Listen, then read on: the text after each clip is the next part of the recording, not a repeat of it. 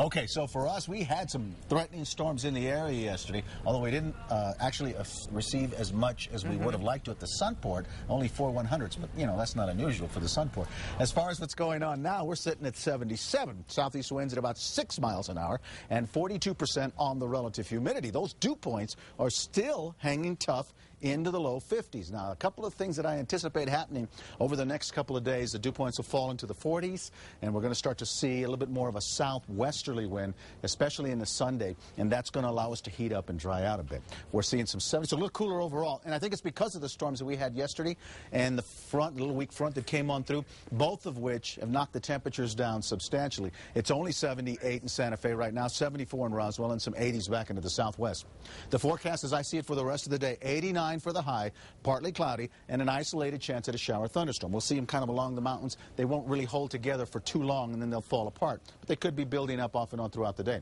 Low to mid-60s for your lows tonight, and then tomorrow's highs up to 93, partly cloudy skies, so getting hot again and drying out again as well. So the big picture here is what we're going to see is kind of a quiet pattern start to settle in for the weekend.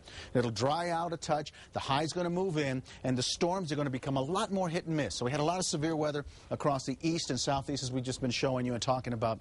Well, the dynamics aren't going to be quite there. We could see an isolated report here and there, but overall, it doesn't have the same punch in the atmosphere that it did on Thursday. So scattered showers right now developing to the north, and you can see them all the way from near Cuesta, and again, starting off the mountains, and east of Peñasco and Mora, and then from Española back down, and we'll even see one or two that briefly want to show up in the East Mountains. And again, we're going to see that kind of happening off and on through the rest of the day.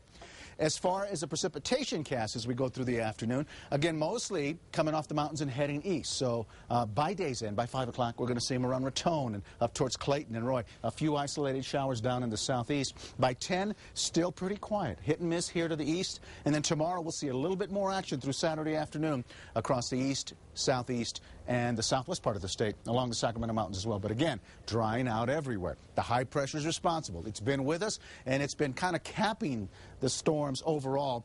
But what's been happening in the last few days is it kind of flattened and squeezed together, and that's allowing these disturbances to push through little fronts and to focus the showers and storms. So we've had several of those, and they've produced some rain. The rain that we saw yesterday, the rain that we saw midweek as well. So as we go into the weekend, though, it sits right over us. I'm talking about that high, and because of that, we're going to see the temperatures doing something like this. For Santa Fe, it means going from the 80s into the low to mid-90s for Saturday and Sunday. For the metro area, it means going from near 90 to the mid-90s for Saturday and for Sunday. And even next week, once the rain starts to fall again in the afternoons here and there, highs are still going to be in the mid-90s. All right, hot and humid then. Hot and humid.